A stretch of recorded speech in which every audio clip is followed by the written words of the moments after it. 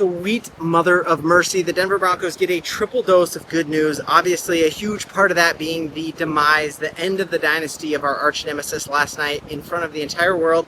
But the loss the Kansas City Chiefs suffered last night was way worse than it probably seemed just watching it on TV. We're going to break that down.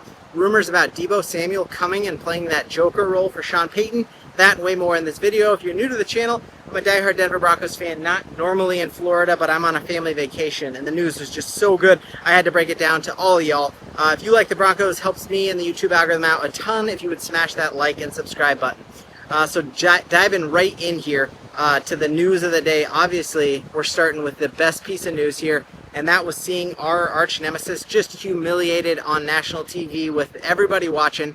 Super Bowl, very, very well executed. The presentation was incredible, and it was one of the best Super Bowls I have watched since Super Bowl 50 because it was the loss of Patrick Mahomes. It was everything that we have been calling on this channel for a long time. We've been saying, guys, the Chiefs just are not that good anymore. They are very beatable. So to see Vic Fangio go out and scheme a defensive scheme that would stop Patrick Mahomes was absolutely incredible. And it was a true shellacking. While the end box score makes it seem like it was maybe closer than it seemed on first blush, there was a point in that game where the Chiefs were losing 40-6. There was a point in that game where it was like the fourth quarter and they had not passed midfield.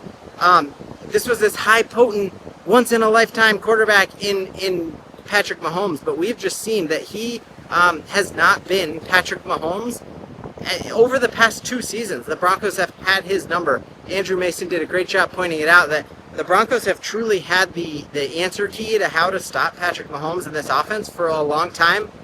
But the past couple times we've played them, they've barely averaged over 2 touchdowns on us. So we've been able to do that. The issue has been we just have not been able to put up the type of numbers to beat that. But we have the answer how to stop Patrick Mahomes in this high-power offense because it's not that high-powered anymore. And if you're really looking at it big picture, I am way more scared of the Los Angeles Chargers over the next 5 years than I am the Kansas City Chiefs.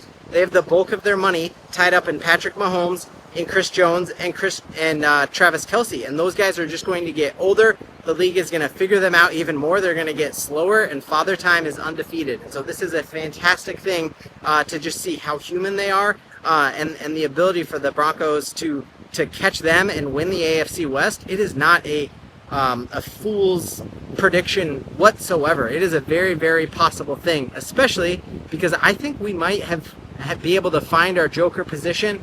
This week on the channel, I'm going to break down tight ends and running backs who we could get in the draft who could be that Joker position that Sean Payton wants. But could it also possibly be Deebo Samuel? Deebo Samuel officially came out on Twitter and said he and Kyle Shanahan talked and he is done with the San Francisco 49ers. He is the epitome of a Joker. Like, he lines up and is a running back, and he lines up in the slot. He can line up out far. And so I just think the question with Deebo is he going to bring the drama that he had in San Francisco? Obviously, there were times this season when the San Francisco offense was sputtering, and he was tweeting like, hey, just get me the ball. I don't want any of that drama coming to Denver. Sean Payton has locked down this culture and has them all kind of rowing the boats in the same direction. But if any coach can get someone to be lockstep in line with them, it is a Sean Payton. And so I'm not worried about that concern. The only other concern would be just the amount of contract that is owed to him. But it's looking like the San Francisco 49ers would be eating some of that, or that he would be cut, meaning we could sign him to a brand new deal. So it could be a fantastic, fantastic thing. And to see RG3 himself coming out and tweeting that this would be the perfect player. Nobody, he knows ball. This isn't just me sitting on a beach in Florida. This is a former NFL quarterback who's saying Deebo Samuel would be a perfect Joker for Sean Payton's system. So let me know in the comments, what do you think? Do you think it is worth putting a flyer out and trying to get Deebo in a trade? Do we wait, and if he, obviously if he is cut, he then gets to pick wherever he signs as a free agent, kind of like Russell Wilson did. So that's going to be very, very interesting to watch. But a couple other big things here is just seeing that when it comes to why this was a big loss for the Kansas City Chiefs, Ryan Edwards pointed out that the Broncos just completely ended Cam Newton's career with how much in the backfield they were. They changed how he played football for the rest of his career. Might that have been what we saw on full display last night with Patrick Mahomes, that he is always going to be hearing ghosts, and just like the Broncos just crushed Cam Newton and made him a different player for the rest of his life?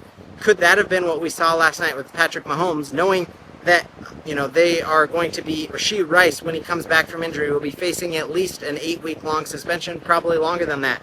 Hollywood Brown is a free agent. DeAndre Hopkins is going to be a free agent. Travis Kelce is going to be a year older, and there's a ton of reports that he might be riding off into the sunset. So I just think the AFC West is wide open again, and here we are, guys. We are climbing into the offseason. The offseason officially starts today, and while it's depressing that we are 31 consecutive weeks without football, we have a ton to be excited about because we saw last night on full display that the Broncos have what it takes. They played the Chiefs twice this year, just mollywopped them the one time, and then the other time lost by a blocked field goal. The AFC West is wide open for us. So as we're moving into this offseason, what are some things that you are hoping to see out of free agency? So timeline-wise, we have NFL free agency, then we're going to have the Combine.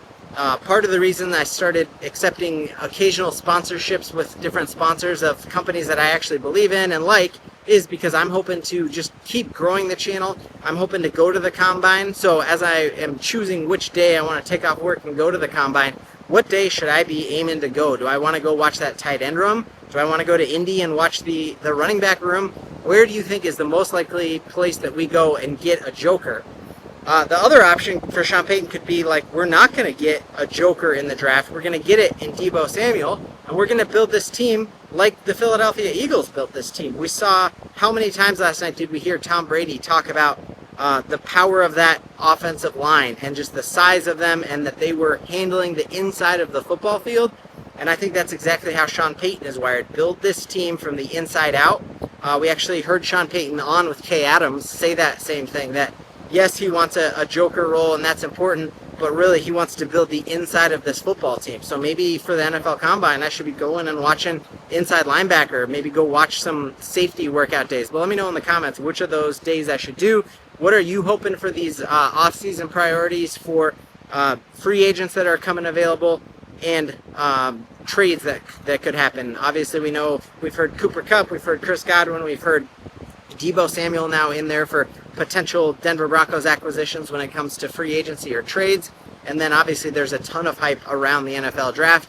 Other things to look forward to in this offseason, clearly Combine and then draft. Then we have the schedule release, and that's going to be a ton of fun to really pencil in and go through and pick our wins and losses and when we're playing. I think we have a decently easy schedule.